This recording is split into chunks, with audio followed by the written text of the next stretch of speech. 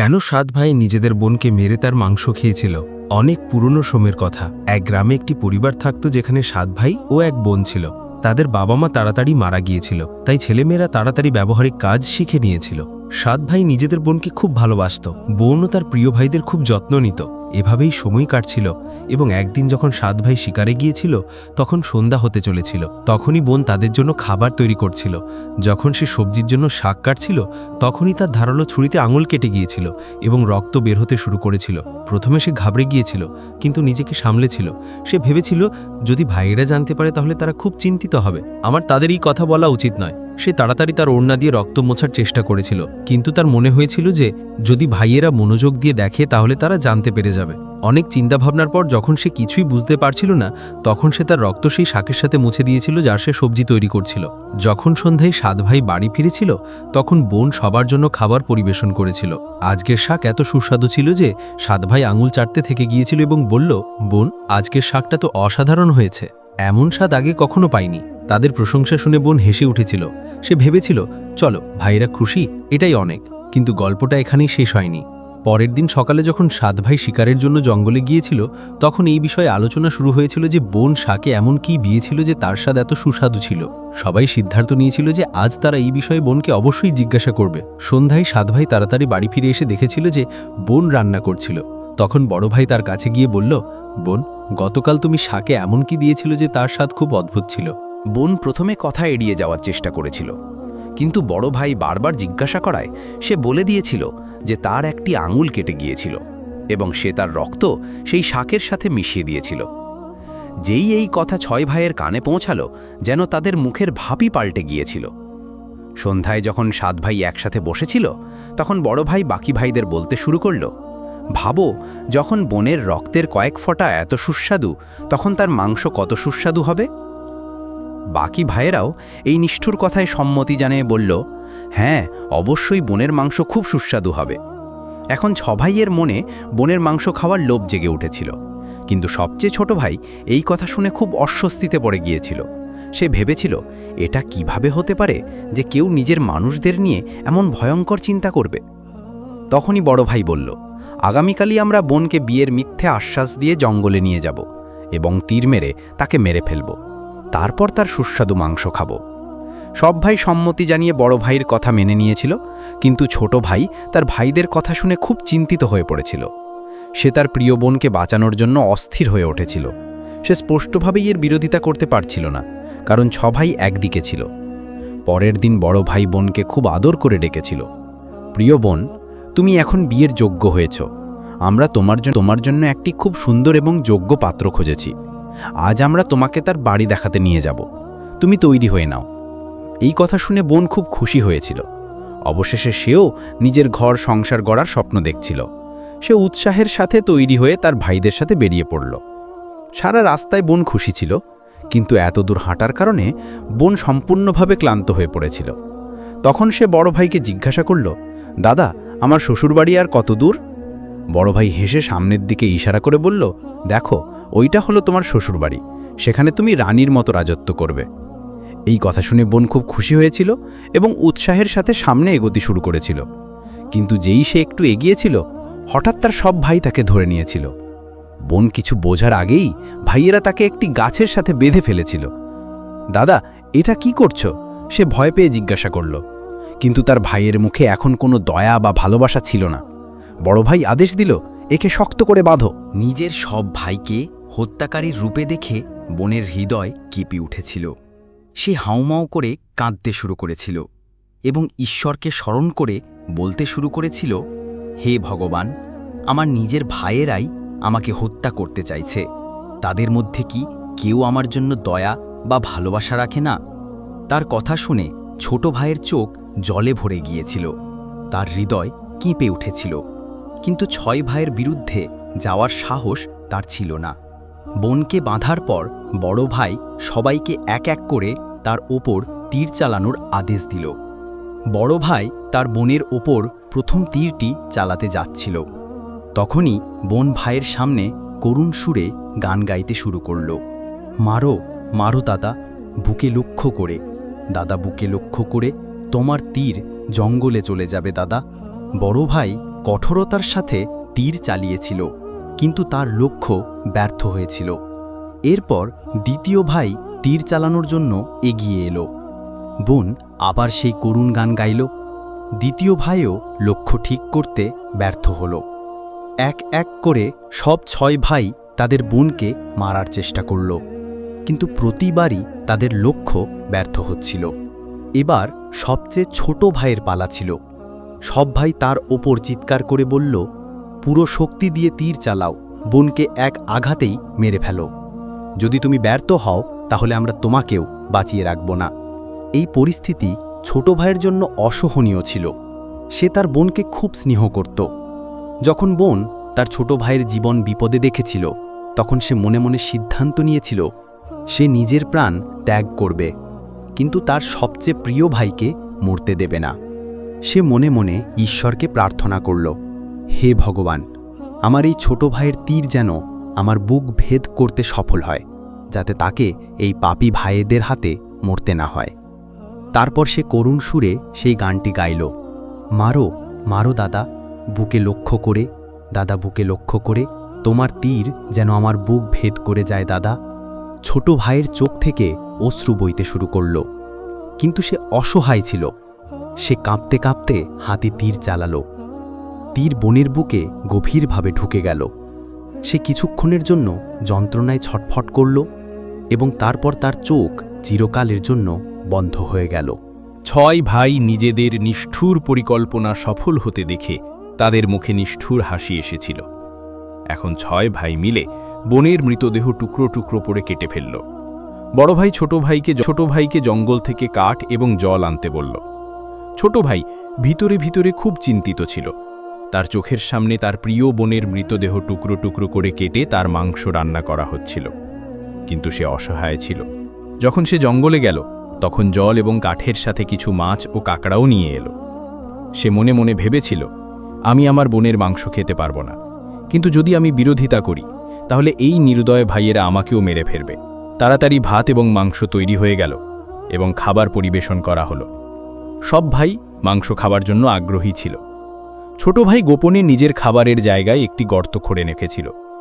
যেই তার থালায় বোনের মাংস পরিবেশন করা হলো, সে কাউকে না দেখিয়ে মাংসটি গর্তে ফেলে দিয়ে মাছ ও কাঁকড়া খেতে শুরু করল। বাকি সব ভাই তাদের বোনের হাড় চিবিয়ে খাচ্ছিল। যখন সবার পেট ভরে গেল, তখন বড় ভাই ছোট ভাইকে বলল, এখন এই ইঁটো পরিষ্কার করো। ছোট ভাই বোনের হাড় এবং বাকি অঙ্গগুলো একসাথে জড়ো করল এবং চুপ করে সেই গর্তে ফেলে মাটি দিয়ে ঢেকে দিল। সময় কাটতে লাগল। সেই জায়গা থেকে একটি বাঁশের চারা গজিয়ে উঠল এবং ধীরে ধীরে সেখানে বাঁশের একটি ঝোপ তৈরি হল। তারপর একদিন একজন সাধু সেই পথ দিয়ে যাচ্ছিলেন। তখনই তার নজর সেই বাঁশের ঝোপের ওপর পড়ল, যা খুব বড় এবং ঘন ছিল, এবং এটি বাকি বাঁশগুলো থেকে একটু আলাদা মনে হচ্ছিল। তাই সাধু ভেবেছিলেন, কেননা এই বাঁশ দিয়ে একটি বাদ্যযন্ত্র তৈরি করি, যা দিয়ে আমি গ্রামে বাড়ি বাড়ি বাজিয়ে ভিক্ষা চাইতে পারব।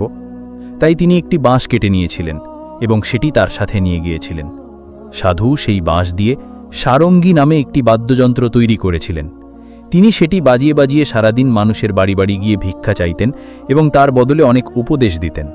একদিন সাধু ভিক্ষা চাইতে চাইতে সেই গ্রামে পৌঁছেছিলেন যেখানে সেই 7 ভাই থাকত, এবং ততদিনে 6 ভাইয়ের বিয়ে হয়ে গিয়েছিল। কিন্তু 7ম ভাই তখনও একা ছিল। সে তার বোনের ব্যথা ভুলেনি এবং এই কারণেই সে বিয়েও করেনি। যখন সাধু বড় ভাইয়ের বাড়িতে পৌঁছালেন, যেই তিনি উঠানে পা রাখলেন, তার সারঙ্গী নিজেই গান গাইতে শুরু করে দিল। বাজনারে সারঙ্গী, এ হলো সবচেয়ে বড় শত্রু। বড় ভাইয়ের বাড়িতে বাজনারে সারঙ্গী, দয়া ভালোবাসা সব ছেলে, সম্পর্কে এই দাগ লাগিয়েছিল। এই কথা শুনে বড় ভাইয়ের ঘাম ছুটতে শুরু করল। সে আওয়াজ শুনেই বুঝে গিয়েছিল যে এটা তার বোনের আওয়াজ, যাকে তারা 7 ভাই অনেক বছর আগে মেরে খেয়েছিল। সে এটা ভেবে চিন্তিত হচ্ছিল যে যদি গ্রামের লোকেরা সত্যিটা জানতে পারে তাহলে কি হবে। সে তাড়াতাড়ি তার স্ত্রীকে বলল, তাড়াতাড়ি করে যোগীকে ভিক্ষা দিয়ে বিদায় করো। যোগী কোনো প্রশ্ন না করে ভিক্ষা নিয়ে সেখান থেকে এগিয়ে গেলেন, পৌঁছালেন। প্রতিবার যেই তিনি কোনো ভাইয়ের উঠানে পা রাখতেন, সারঙ্গী আবার সেই করুণ গান গাইতে শুরু করত। বাজনারে সারঙ্গী, এ হলো সবচেয়ে বড় শত্রু। এই পাপী ভাইদের বাড়িতে বাজনারে সারঙ্গী। সব ভাই খুব চিন্তিত হতে শুরু করল। তাই একের পর এক সব ভাই তাদের স্ত্রীকে বলল যে তাড়াতাড়ি যোগীকে ভিক্ষা দিয়ে বিদায় করে দাও। শেষে যোগী সবচেয়ে ছোট ভাইয়ের বাড়িতে পৌঁছালেন। যেই যোগী তার দরজায় পা রাখলেন, সারঙ্গী তার সুর পরিবর্তন করে নিল এবং একটি নতুন মিষ্টি সঙ্গীত বাজতে শুরু করল। বাজরে বাজো সারঙ্গী, আমার সবচেয়ে ছোট ভাইয়ের বাড়িতে, মোমের কথা মনে লুকিয়ে যুগ যুগ ধরে রাখছে। বাজরে বাজো সারঙ্গী, এই হলো আমার সবচেয়ে প্রিয় ভাইয়ের বাড়ি। এই কথা শুনে ছোট ভাই অবাক হয়ে গেল এবং ভাবতে শুরু করল যে এটা তো আমার বোনের আওয়াজের মতো মনে হচ্ছে। তারপর মনে মনে ভাবল, না, এটা আমার ভ্রম। কিন্তু সঙ্গীত বারবার পুনরাবৃত্তি হওয়ার পর সে অদ্ভুত অনুভব করতে শুরু করল। সে তাড়াতাড়ি যোগীকে সম্মানপূর্বক তার বাড়িতে বসার জন্য বলল। ছোট ভাই যোগীকে খুব সম্মান এবং খাবার দিয়ে আপ্যায়ন করল। তারপর সে তাকে সারঙ্গীর গল্প জিজ্ঞাসা করল। যোগী তাকে বললেন যে এই বাদ্যযন্ত্রটি একটি বিশেষ বাঁশ দিয়ে তৈরি, যা একটি অজানা জায়গায় জঙ্গলের মধ্যে থেকে বেড়ে ওঠা বাঁশের ঝোপ থেকে নেওয়া হয়েছিল। সারঙ্গী থেকে উৎপন্ন সঙ্গীত এবং যোগীর কথা শুনে ছোট ভাই চিন্তায় পড়ে গেল এবং মনে মনে ভাবতে শুরু করল যে হয়তো এই সারঙ্গীর সাথে আমার কোনো গভীর সম্পর্ক আছে। তারপর ছোট ভাই যোগীকে অনুরোধ করল, দয়া করে এই সারঙ্গীটি আমাকে দিয়ে দিন, আমি এটিকে সবসময় আমার কাছে রাখব। যোগী সহানুভূতির সাথে তার দিকে তাকালেন এবং কোনো প্রশ্ন না করে সেই সারঙ্গীটি ছোট ভাইকে দিয়ে দিলেন এবং সেখান থেকে চলে গেলেন। যোগীর চলে যাবার পর ছোট ভাই সারঙ্গীটিকে একটি পবিত্র স্থানে রেখে দিল। সে ধূপ দ্বীপ জ্বালিয়ে তাকে সম্মান জানালো, যেন সেটি কোনো পূজনীয় বস্তু। কিন্তু কিছুদিনের মধ্যেই সে তার বাড়িতে একটি অদ্ভুত পরিবর্তন অনুভব করল। প্রতিদিন যখন সে কাজ থেকে ফিরত, তখন দেখত যে বাড়ির সব কাজ হয়ে গেছে। বাড়ি একদম পরিষ্কার পরিচ্ছন্ন থাকত, বাসনপত্রও পরিষ্কার থাকত। প্রথমে সে ভেবেছিল যে হয়তো কোনো প্রতিবেশী বা তার ভাবিরা সাহায্য করছে, কিন্তু যখন এই ধারাবাহিকতা প্রতিদিন ঘটতে লাগল, তখন তার সন্দেহ বাড়তে শুরু করল। সে তার ভাবিদের বাড়িতে গিয়ে জিজ্ঞাসা করল, আমার অনুপস্থিতিতে আপনারা কি আমার বাড়ি পরিষ্কার করেন? ভাবিরা অবাক হয়ে গেল। আমাদের নিজেদের বাড়ির কাজ থেকে তো অবসর মেলে না, তোমার বাড়ি আমরা কিভাবে পরিষ্কার করব? এখন ছোট ভাইয়ের কৌতূহল বেড়ে গেল। সে সত্যিটা জানার সিদ্ধান্ত নিল। যখন রাত হলো, তখন সে কোনো শব্দ না করে বাড়ির একটি অন্ধকার কোণে লুকিয়ে গেল। মাঝরাতের দিকে একটি হালকা আওয়াজ শোনা গেল। ছোট ভাইয়ের শ্বাস আটকে গেল। কিছুক্ষণের মধ্যেই সারঙ্গী থেকে হালকা আলো বের হতে শুরু করল। হঠাৎ সারঙ্গীর ভেতর থেকে ধীরে ধীরে একটি ছায়া ভেসে উঠল, যা ধীরে ধীরে একটি মেয়ের আকার নিতে শুরু করল। ছোট ভাই যা নিজের চোখে দেখল তা অবিশ্বাস্য ছিল। সারঙ্গী থেকে একটি সুন্দর যুবতী আবির্ভূত হয়েছিল। কিন্তু যখন সে প্রদীপের আলোতে এলো, তখন ছোট ভাইয়ের হৃদয়ে জোরে ধরধর করে উঠল। সেই যুবতীটি সম্পূর্ণভাবে তার মৃত বোনের মতো দেখতে ছিল। সে চুপচাপ বাড়ির পরিষ্কার পরিচ্ছন্নতা করতে শুরু করল। সে প্রতিটি জিনিস তার সঠিক জায়গায় রাখল, বাসনপত্র ধুলো এবং তারপর বাড়ির পরিষ্কার করতে শুরু করল। তার প্রতিটি কাজে আপনত্ব ছিল, যেন সে কোনো আপনজনের বাড়ি যত্ন করে সাজিয়ে রাখছে। যুবতী ধীরে ধীরে তার কাজ শেষ করল এবং তারপর যেভাবে এসেছিল সেভাবেই সারঙ্গীর মধ্যে ঢুকে যেতে লাগল। ছোট ভাই নড়াচড়াও করতে পারছিল না। যখন সে পুরোপুরি সারঙ্গীর মধ্যে ঢুকে গেল, তখন সে স্বস্তির নিঃশ্বাস ফেলল। পরের দিন সেই রহস্যটি তার বড় ভাবিকে বলল। বড় ভাবি কিছুক্ষণের জন্য চুপ করে থাকল। তারপর গম্ভীর স্বরে বলল, যদি এটা সত্যি হয়, তাহলে আমি তোমাকে একটি উপায় বলছি, তুমি মনোযোগ দিয়ে শোনো।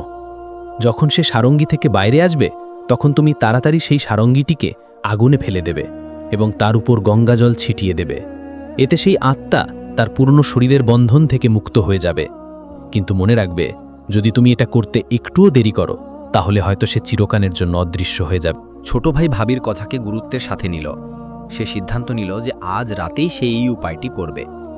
রাত হতেই সে আবার সেই জায়গায় লুকিয়ে বসল। এইবার সে আগের চেয়ে বেশি সতর্ক এবং তৈরি ছিল। তার চোখ সারঙ্গীর দিকে ছিল।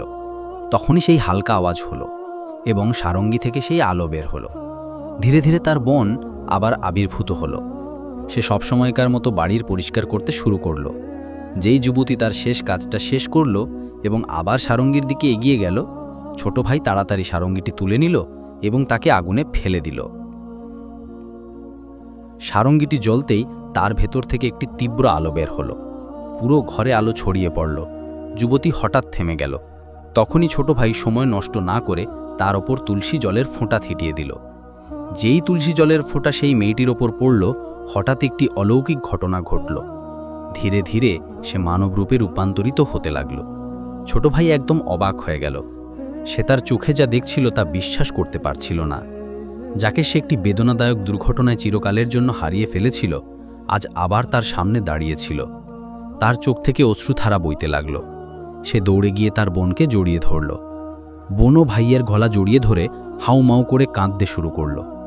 দুজনে দুজনকে দেখে হাউমাউ করে কাঁদছিল। ছোট ভাই তার বোনের হাত ধরে নিয়েছিল, যেন সে তাকে আর কখনো হারাতে চায় না। কিন্তু গল্পটি এখানে শেষ হয়নি। ছোট ভাই সিদ্ধান্ত নিল যে সে তার 6 ভাইকে তাদের পাপের উপলব্ধি করাবে। ছোট ভাই পুরো গ্রামের লোককে একত্রিত করল। তার মুখে ব্যথা এবং চোখ থেকে অশ্রুধারা বইছিল। সে কাঁপতে কাঁপতে গলায় বলতে শুরু করল, আজ আমি আপনাদের সবাইকে একটি খুব বড় সত্যি বলতে যাচ্ছি। এমন একটি সত্যি যা শুনে আপনাদের লোম খাড়া হয়ে যাবে এবং আপনাদের নিজেদের পরিবারের ওপর থেকে ভরসা উঠে যাবে যে কেউ নিজের মানুষদের সাথেও এমনটা করতে পারে। কিন্তু আমি ঈশ্বরের কাছে এই কামনা করি যে এমনটা যেন কারো সাথে না হয়। তারপর ছোট ভাই বলতে শুরু করল, আমার বোন যে বহু বছর আগে মারা গিয়েছিল, তার মৃত্যু কোনো দুর্ঘটনা ছিল না, বরং আমার নিজের 6 ভাই তাকে বিয়ের মিথ্যা আশ্বাস দিয়ে জঙ্গলে নিয়ে গিয়েছিল এবং আমারই হাতে বোনের হত্যা করিয়েছিল। শুধু তাই নয়, তারা তার মৃতদেহ টুকরো টুকরো করে তার মাংস রান্না করে খেয়েও নিয়েছিল। এই কথা শোনা মাত্রই গ্রামের লোকেদের শ্বাস যেন আটকে গিয়েছিল। তারপর ছোট ভাই বলল, কিন্তু জানি না এটা ঈশ্বরের কেমন অলৌকিক ঘটনা। আমার বোন যে বহু বছর আগে এই দুর্ঘটনার শিকার হয়েছিল, সে আজ আবার আমাদের মধ্যে একদম সুস্থভাবে দাঁড়িয়ে আছে। এই কথা বলে ছোট ভাই তার বোনকে ডাকল, এসো বোন, সবার সামনে এসো। বোন ধীরে ধীরে এগিয়ে এলো। যখন সে সবার সামনে এলো, তখন তাকে দেখে সবার চোখ বিস্ফারিত হয়ে গেল। কেউই নিজের চোখকে বিশ্বাস করতে পারছিল না যে মেয়েটি বহু বছর আগে মারা গিয়েছিল, সে আজ তাদের সবার সামনে দাঁড়িয়ে আছে, একদম আগের মতন। কেউই এই অলৌকিক ঘটনাটি বিশ্বাস করতে পারছিল না, কিন্তু সত্যিটা এটাই ছিল যে তার পুনর্জন্ম হয়েছে। গ্রামের লোকেরা ছোট ভাইয়ের কথা শুনে এবং তার বোনের ওপর হওয়া অত্যাচার দেখে সবার চোখ জলে ভরে গেল। বোনের পুনর্জন্মের কথা যখন 6 ভাইয়ের কাছে পৌঁছালো, যেন তাদের পায়ের নিচ থেকে মাটি সরে গেল। এদিকে গ্রামের লোকেরা নিজেদের মধ্যে কথা বলছিল যে এই দানবদের সমাজে থাকার কোনো অধিকার নেই। যারা নিজের বোনকে মেরে খেতে পারে, সেই গ্রাম কি এই রাক্ষসদের থেকে নিরাপদ থাকবে? আমাদের এক্ষুনি এই রাক্ষসদের গ্রাম থেকে বের করে দেওয়া উচিত। এখন লোকেদের রাগ সপ্তম আকাশে ছিল। গ্রামের বড়রা ভেবেছিল যে আমাদের এই পাপীদের শাস্তি দিতেই হবে। যদি আজ তাদের ছেড়ে দেওয়া হয়, তাহলে জানি না কবে তারা কার জন্য, কখন এবং কেমন বিপদ হয়ে দাঁড়াবে। তখনই বড়দের আদেশ পেয়ে গ্রামের কিছু লোক 6 ভাইয়ের বাড়িতে গেল এবং তাদের টেনে হিঁচড়ে সবার সামনে নিয়ে এলো। ভয়ে সব ভাইয়ের অবস্থা খুব খারাপ হয়ে গিয়েছিল। এখন গ্রামের লোকেরা রায় শোনালো যে এই দুরাচারদের লাঠি এবং ডান্ডা দিয়ে মারতে মারতে গ্রামের সীমানা পর্যন্ত ছেড়ে আসবে এবং মনে রাখবে আজ থেকে যেন তাদের আর কখনো এই গ্রামে দেখা না যায়। এই কথা শুনে 6 ভাই গ্রামের লোকেদের সামনে কান্নাকাটি করে নিজেদের জীবনের ভিক্ষা চাইতে শুরু করলো। কিন্তু তাদের কালো কীর্তি জেনে কারো মনেই তাদের প্রতি দয়া এলো না। এমনকি তাদের স্ত্রীরাও তাদের ঘৃণ্য কার্যকলাপ জেনে তাদের চিরকালের জন্য ছেড়ে নিজেদের বাপের বাড়ি চলে গেল। এদিকে লোকেদের চোখে রাগের আগুন জ্বলছিল। এখন 6 ভাইয়ের মনে হচ্ছিল যে আজ তাদের জীবনের শেষ মুহূর্ত এবং এখন তাদের বাঁচানোর জন্য কেউ এগিয়ে আসবে না। এই সব ভেবে তারা কাঁদতে কাঁদতে খারাপ হয়ে গিয়েছে। কিন্তু তখনই তাদের এই দুর্দশা এবং অসহায় অবস্থা দেখে বোন থাকতে পারল না এবং তাদের বাঁচানোর জন্য এগিয়ে এলো এবং কাঁদতে কাঁদতে গ্রামের লোকেদের বলল, আমি জানি যে আমার ভাইদের ভুল ক্ষমার যোগ্য নয়, কিন্তু তারা তো আমার নিজেরই ভাই। তাদের নিজেদের ভুলের উপলব্ধি হয়ে গেছে। আমি আপনাদের সবার কাছে হাত জোর করে অনুরোধ করছি যে তাদের নিজেদের ভুলগুলো শোধরানোর একটি সুযোগ দিন।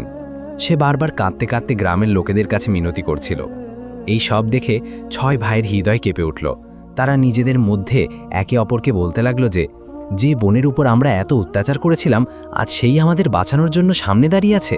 তাদের নিজেদের ভুলের জন্য গভীর অনুশোচনা হতে লাগলো এবং তারা হাউমাউ করে কাঁদতে শুরু করল। বোনের তার ভাইদের প্রতি ভালোবাসা এবং ক্ষমা দেখে গ্রামের লোকেদের হৃদয়ও গলে গেল। তারা ভাইদের ক্ষমা করে দিল। ভাইদের ক্ষমা হতে দেখে বোন খুব খুশি হয়েছিল এবং তাদের কাছে গেল। তখনই সব ভাই কাঁদতে কাঁদতে বোনের সামনে হাত জোর করে তাদের কৃতকর্মের জন্য ক্ষমা চাইছিল এবং নিজেদের ভুলকে ধিক্কার দিচ্ছিল। বোন তার ভাইদের চোখে জল দেখতে পারল না এবং সে আনন্দের সাথে তার ভাইদের ক্ষমা করে দিল। সব ভাই বোনকে জড়িয়ে ধরে কাঁদতে শুরু করল। এই সব দেখে গ্রামের লোকেদের চোখ থেকেও জল ঝরে পড়ল। এখন সব ভাই বোনকে নিয়ে তাদের বাড়িতে ফিরে গেল। এখন সব ভাই তাদের বোনকে খুব বেশি স্নেহ করতে লাগলো এবং আগের চেয়েও বেশি করে তাদের বোনের যত্ন নিতে লাগলো। তারা হাসি খুশিভাবে নিজেদের জীবন কাটাতে লাগলো।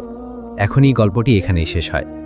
আপনারা বলুন যে এই গল্পটি আপনাদের কেমন লাগলো, এবং এমন আরও লোককথা শোনার জন্য